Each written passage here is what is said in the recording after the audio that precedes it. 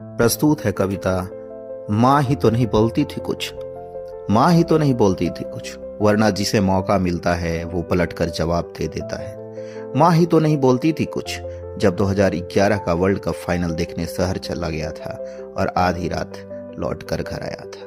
माँ ही तो नहीं बोलती थी कुछ, जब सपनों का एक बड़ा इम्तिहान मुझसे न निकल पाया और मैं खुद से नजरें चुराता रहा। माँ ही तो नहीं बोलती थी कुछ, जब बिस्तर के नीचे से चुपके से पैसे चुराए थे मैंने और उन्होंने सब जानते हुए भी कुछ नहीं कहा। माँ ही तो नहीं बोलती थी कुछ, जब कड़ाके की ठंड में क्रिकेट खेलने निकल जाता था और दरवाजों की ओट से बस देखती रह जाती थी वो। माँ ही तो नहीं बोलती थी कुछ, जब जिद करता था मिट्टी का छोटा सा चूल्हा बनाने को और उनकी हथेलियां मेरे सपनों को आकार देती थी।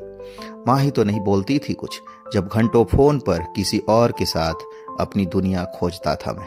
माँ ही तो नहीं बोलती थी कुछ, जब गलती से तोड़ दिया था उनका बनाया शीशे से मढ़ा हुआ बारीक कढ़ाई जिसमें उनका धैर्य जड़ा था।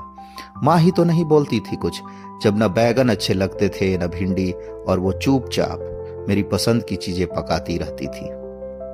माँ ही तो नहीं बोलती थी कुछ, जब पेट दर्द का बहाना बनाकर स्कूल बंक करता था मैं और वो मेरी माथा सहलाकर कहती थी धीरे से आज रहने दो।